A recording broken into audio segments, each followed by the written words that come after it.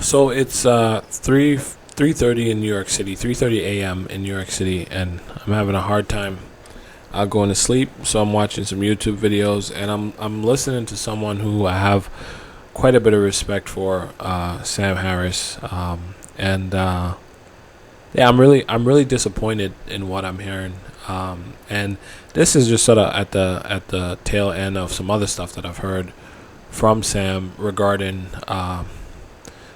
police brutality against black people. And I just wanted to make a quick video about it. First, I don't expect this video to get more than 10 views.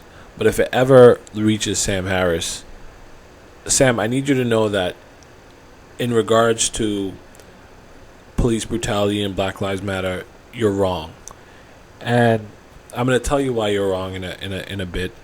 But I want to start with a little story that I think sort of embodies a bit of why you're wrong and why other people who think like you in regards to this issue makes coming up with a solution so much harder than it needs to be and so frustrating for black people who are going through it. So let me jump into the story. I used to work in the city. I used to do web development for quite some time, for about 4 years. And, I was at this company for a bit, so I moved up. I was sort of like an office manager.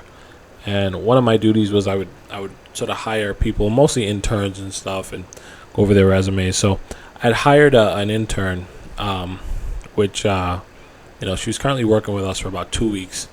And I had a business meeting that I had to go to. This was upper east side of Manhattan. I had a business meeting that I had to go to in the lower side of Manhattan. And, I've always had an issue with stopping cabs in Manhattan, to the point where it's almost, I won't call it a phobia, but it's definitely unpleasant. I would say stopping a yellow cab for me, and this was 4 years ago, so I don't really know how it is now because I don't take cabs anymore. But I would say probably 1 out of 10 cabs, or 10 cabs would pass me, empty cabs, before one of them would stop and I could sort of get in and get to where I'm going. And that's sort of like an average. So there's some days I'll get the first cab. There's some days where literally 20 cabs would pass and I can't get one, and 20 empty cabs and I can't get one. So there's a little bit of a phobia, or I just can't think of a better word, uncomfortability there with trying to stop cabs, as a black person in New York City. So I had this business meeting and went outside to stop the cab, and I was running late, right? I could have hopped on a train in New York City from Upper East Side to Lower East Side. It probably takes about 25 minutes, on an average day, but I didn't want to risk being late. If I took a cab, it probably was going to take me, 10 to 15 minutes, and that would have put me on time. So that's why I wanted to take the cab. So I'm trying to stop this cab, and, as expected, having a hard time.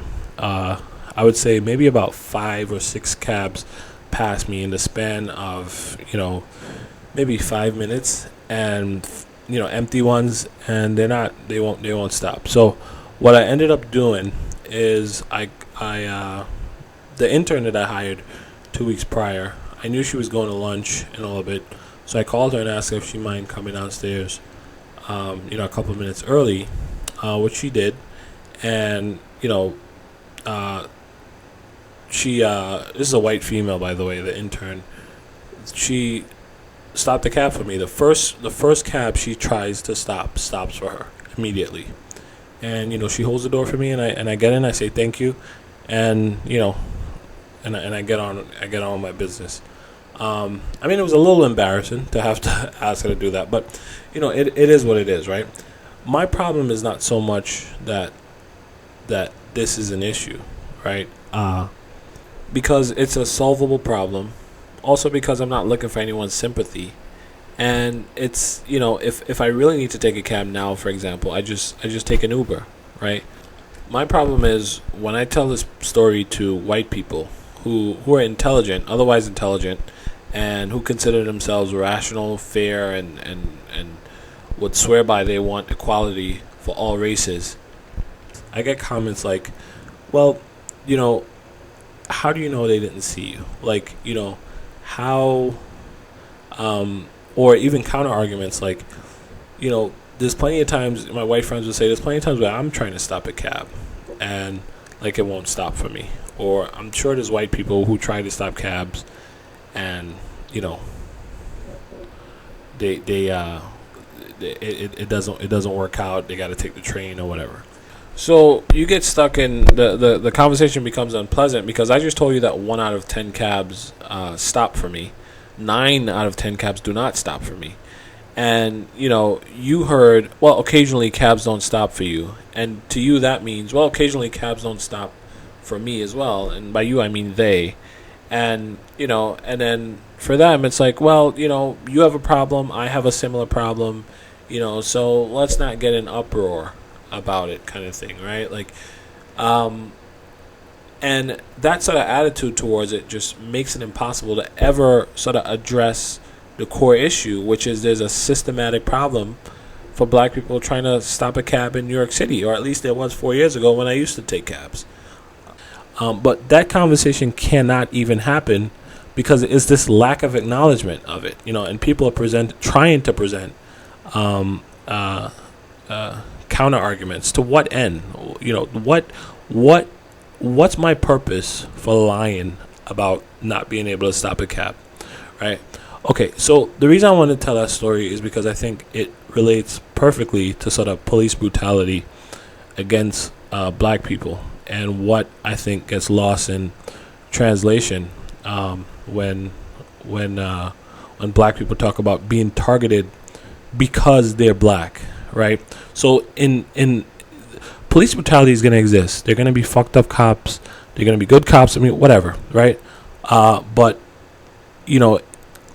it's going to exist, right? But white people do not systematically get targeted because they're white, right? Neither do Asian people or where they systematically or any other sort of ethnic group that I know of, maybe Native Americans, but I don't know of it being much of an issue for any other ethnic group. But even if that existed, even if other ethnic groups got systematically and targeted daily because of their ethnicity, that is not a good enough reason to do nothing about black people getting targeted because they're black.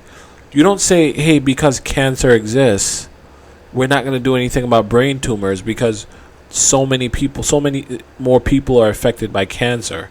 You brain tumor people need to shut the fuck up. Like, that conversation doesn't happen anywhere else. You don't say, look at all the people alive who don't have brain tumors, so brain tumors isn't a problem, right? You don't say, hey, look at all the people who have cancer. So why are you trying to focus on brain tumors? All diseases matter, or all illnesses matter. Why are you trying to specifically find a solution for brain tumors? But for some reason, when black people talk about, police brutality, systematic police brutality against black people, that's the responses that they get. And otherwise intelligent people like Sam Harris seem to stand behind weak arguments like that. Black people get targeted because they're black in a lot of situations, right?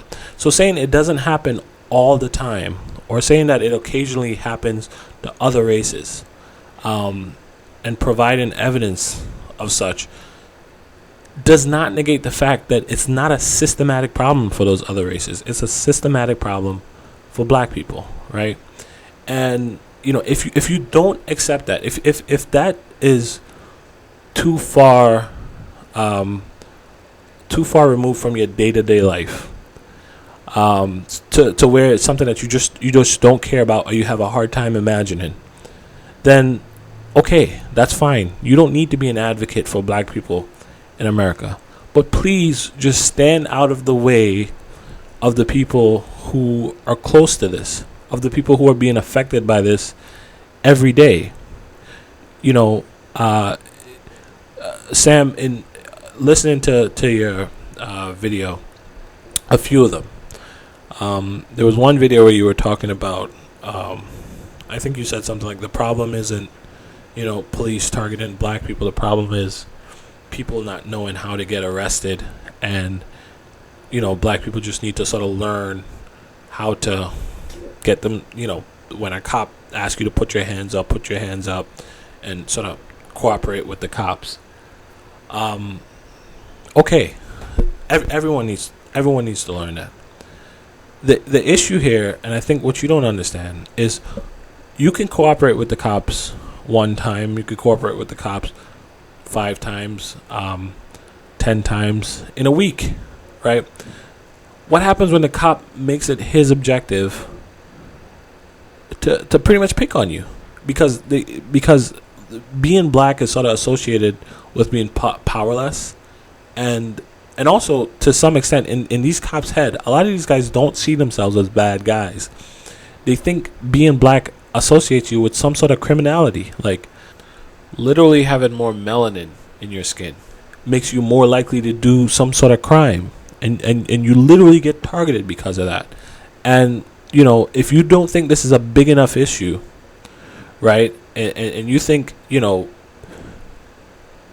cooperating with the cop is all that is necessary to sort of fix this, then you're just wrong. You don't there's a plethora of cases of black people cooperating with the cops, and they still get killed. And being killed is the worst case scenario. It's the day-to-day of it that's so unbearable. It's the day-to-day of it that's so difficult to describe when you're in your car with your kid and a cop comes up to you, and because he feels like you are already a criminal because of the color of your skin, he's already dehumanized you, and he could talk to you anyway. So he says stuff like, turn that fucking radio down, and your kid is in the car, and you're his dad. You know what I mean? Or your wife's in the car, or your mom's in the car, and get the fuck out of the car, and that's the attitude. And the solution to that isn't to teach the people who are being bullied how to better be bullied, so they come home every day with less bruises on their face.